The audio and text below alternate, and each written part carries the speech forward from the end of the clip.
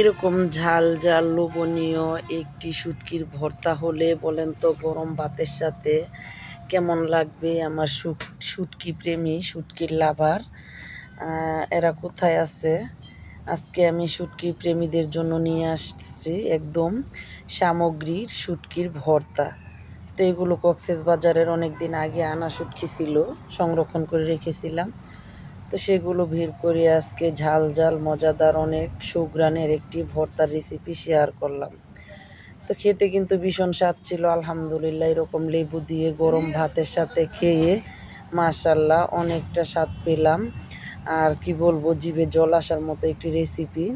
অবশ্যই একবার আমার মতো এরকম করে বানিয়ে খেয়ে দেখবেন। আসসালামু আলাইকুম, সবাই কেমন আছেন? দেশ ও দেশের বাহিরে যাই যেখান থেকে আমার ভিডিওটা দেখছেন সবাইকে জানাই বিথি রান্নাঘরে স্বাগতম। তো দেখেন, এখানে আমার অনেকগুলো শুটকি আনা হলো। এগুলো কক্সবাজার থেকে অনেক দিন আগে আনা হয়েছে। তো আমি এগুলো রোদ্রে দিয়ে শুকিয়ে সংরক্ষণ করে রেখে দিয়েছি। তো ওগুলো এখানে পাঁচ মেশালি শুটকি, চুরি শুটকি, তারপর অন্য শুটকি আছে সামগ্রিক। সব কিছুর নাম কিন্তু তেমন বলতে পারি না। তো ওগুলো দিয়ে আমি খুব সুন্দর করে আজকে ঝাল ঝাল লোভনীয় চোখে জল আসার মতো একটি ভর্তার রেসিপি শেয়ার করব। তো তার আগে শুটকিগুলো ভালো করে প্রস্তুত করে নিতে হবে। তো এই শুটকিগুলো কিন্তু আমি খুব সুন্দর করে যতগুলো আঁশ আছে কিংবা কাটা আছে সব ভালো করে একটা নাইফের সাহায্যে কেটে নিতেছি।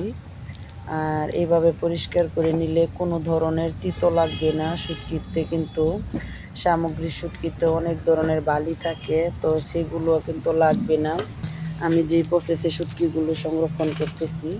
তো এইভাবে পরিষ্কার করে তারপর আমি একটা বটির সাহায্যে কিন্তু পিস পিস করে কেটে নিতেছি। তো আপনারাও কিন্তু চাইলে সেম প্রসেসটা ফলো করতে পারেন আমার মতো এইভাবে। তো আমি খুব সুন্দর করে এগুলো আমার প্রয়োজন মতো আমি শুটকি নিয়ে নেব। যতটুকু আমার ভর্তা বানাতে লাগবে ততটুক শুটকি আমি ইনশাল্লাহ নিয়ে নেব।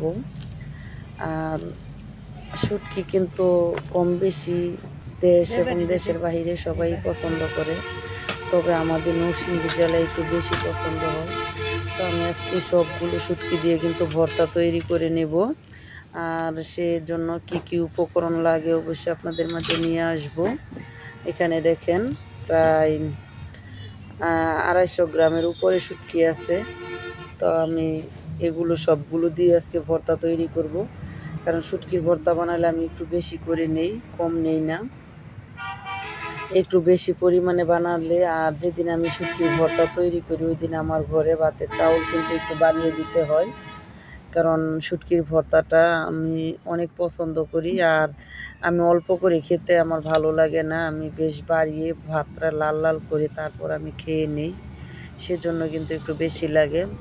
তো উপকরণ হিসাবে অনেকগুলো পেঁয়াজ নিয়েছি, অনেকগুলো শুকনো মরিচ আর 3টা রসুন কোয়া করে নিয়েছি, কারণ এটাতে রসুনটা একটু কমিয়ে পেঁয়াজটা একটু বাড়িয়ে দিলে এই ভর্তাটা খেতে বেশি ভালো লাগে। আর কোনো কিছু উপকরণ লাগবে না, সরাসরি চলে আসলাম চুলার মধ্যে। তো এখন পেঁয়াজগুলো একটু ভালো করে চুলার আঁচটা কমিয়ে ভেজে নেব। তো আপনারা চাইলে মরিচটা একটু ভেজে নিতে পারেন, তবে আমি ভাজবো না, আমার কাছে লাল মরিচের শুটকির ভর্তা বেশি ভালো লাগে, তাই কিন্তু আমি আর ভাজতে যাচ্ছি না। তো পেঁয়াজগুলো আলতো হাতে আমি হালকা আছে 2 মিনিটের মতো ভেজে নেব। এটাকে একদম সিদ্ধ হতে দেব না, পেঁয়াজটা একটু কসকস টাইপের থাকবে, তাহলে ভর্তাটা খেতে কিন্তু বেশ ভালো লাগবে। এক সাইডে পেঁয়াজ আর আরেক সাইডে আমি কিছু রসুন দিয়ে দিব, যেহেতু একই সাথে ভাজাটা হয়ে যাবে। তো আমি এখন রসুনগুলো দিয়ে পেঁয়াজটা একটু সাইড করে নেড়ে চেড়ে দিব আলতো হাতে। আর ধাপে ধাপে কিন্তু আমার হয়ে যাবে ভাজাটা। তো দেখেন খুব সুন্দর করে কিন্তু আমি নেড়ে চেড়ে ভেজে নিতেছি। আর এখানে দেখেন পেঁয়াজগুলো খুব সুন্দর করে আলতো হাতে নেড়ে চেড়ে দিতেছি।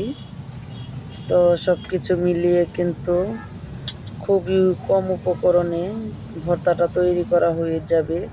আর আপনারা চাইলে কিন্তু মিক্সিতে কিংবা বাটনার মধ্যে ভর্তাটা তৈরি করতে পারেন। আমি কিন্তু শিলপাটায় করব, আমার কাছে শিলপাটায় ভর্তা তৈরি করতে বেশি ভালো লাগে। তো আমি এখন এরকম হালকা আছে নেড়ে চেড়ে কিন্তু শুটকিগুলো ভালো করে ভাজতে হবে, যেন পিঠ ও পিঠ অপর পিঠ ভালো করে হয়ে যায়। এক এক করে উল্টে পাল্টে সময় নিয়ে কিন্তু কাজটা করতে হবে।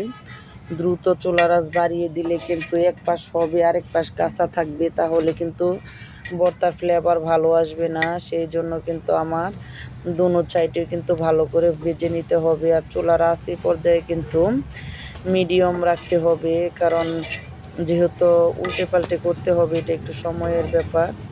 আর সামুদ্রিক শুটকির মধ্যে কিন্তু লবণ কাটা থাকে, তাই কিন্তু আপনারা লবণটা একটু বুঝে শুনে ব্যবহার করবেন। আমি কিন্তু এটাতে খুবই কম লবণ ব্যবহার করছি, অবশ্যই আপনাদের দেখাবো।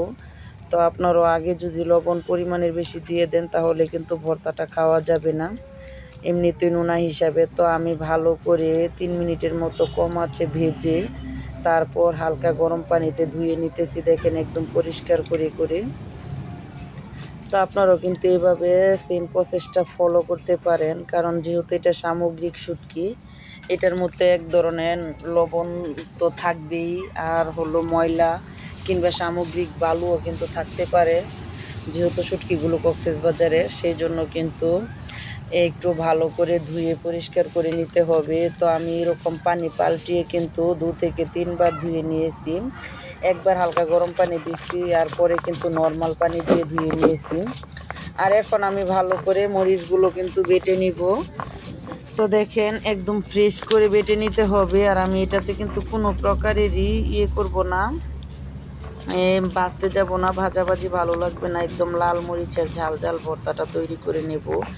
আর গরম ভাতের সাথে আপনাদের কি বলবো, খেতে কিন্তু ভীষণ স্বাদ ছিল, মাশাল্লাহ, অনেক মজাদার একটি রেসিপি। তো ভিডিও দেখতে দেখতে যারা এই পর্যায়ে চলে আসছেন, প্লিজ একটা লাইক দিয়ে আমার ভিডিওটা দেখা সম্পন্ন করবেন। তো শুটকিটা কিন্তু ভালো করে ভর্তাটা তৈরি করতে হলে মরিচটা কিন্তু একদম ফ্রেশ করতে হবে, তা না হলে কিন্তু ভর্তাটা খেতে ভালো লাগবে না। যারা এই মুহূর্তে আমার ভিডিওটা দেখছেন, নতুন আপুদের বলতেছি, আমার ছোট্ট একটা নতুন চ্যানেল, প্লিজ আইডিটা সাবস্ক্রাইব করার অনুরোধ রইল। আর ভিডিওটা কিন্তু অবশ্যই ফুল ওয়াচ করে চেষ্টা করবেন, লাইক দিয়ে ভিডিওটা আপনাদের মূল্যবান মন্তব্যটা অবশ্যই কমেন্টের মাধ্যমে জানিয়ে যাবেন, যেন আমি আবার নিত্য নতুন একটা ভিডিও করতে উৎসাহিত পাই। তো এই পর্যায়ে এসে কিন্তু আমি শুটকিগুলো ভালো করে ফ্রেশ করে বেটে নিব। এগুলোতে কিন্তু কাটা আছে, ফ্রেশ না করলে কিন্তু কাটার জন্য খাওয়া যাবে না। সেজন্য আমি কিন্তু একটু ভালো করে ফ্রেশ করে বেটে নিতেছি। আর এখন কিন্তু ফ্রেশ করে বেটে তারপর রসুনগুলো দিয়ে দিতেছি। রসুনগুলো বাটা হলে তারপর আমি পেঁয়াজগুলো দিয়ে দিব। তো দেখেন এখন কিন্তু আমি পেঁয়াজগুলো একটু কসকস করে ভেজে নিয়েছি, তেমন বেশি সিদ্ধ করি নাই। আর এগুলো আমি একটু আদা বাটা টাইপের করবো, হালকা থেতো করে, তাহলে কিন্তু ভর্তাটা খেতে ভালো লাগবে। কামড়ের মধ্যে পেঁয়াজ আর হলো শুটকির সুঘ্রাণে ভাত ভরে যাবে, সাথে কিন্তু মন প্রাণও ভরে যাবে। আর একবার খেলে কিন্তু অবশ্যই আবার খাওয়ার বায়না করবে, সেটা হোক আপনার মেহমানদারিতে, হোক আপনার পরিবারের সবাই। এরকমই মজা, এতটাই লোভনীয়, এতটাই স্বাদ এরকম সামুদ্রিক শুটকির ভর্তা খেতে। আপনারা চাইলে সেম ভর্তাটা কিন্তু চিংড়ি শুটকি দিয়েও খেতে পারেন, কিংবা শুকনো যে কোনো শুটকি। দেখেন আমি পরিমাণ থেকে একদমই কম দিয়েছি লবণটা, যেহেতু এটা সামুদ্রিক শুটকি, তাই কিন্তু লবণ কমই দিতে হবে। তো আমার ভিডিও কিন্তু প্রায় শেষ প্রান্তে। সবাই ভালো থাকবেন, সুস্থ থাকবেন, বৃদ্ধি রান্না ভর্তার লাভার চ্যানেলে যুক্ত থাকবেন। তো আজকে কিন্তু বিদায় নেওয়ার পালা, আর বেশি কথা বাড়াচ্ছি না। ভর্তার লাভার চ্যানেলে সবাইকে স্বাগতম। তো আল্লাহ হাফেজ, আসসালামু আলাইকুম ওয়া রাহমাতুল্লাহি ওয়া বারাকাতুহু।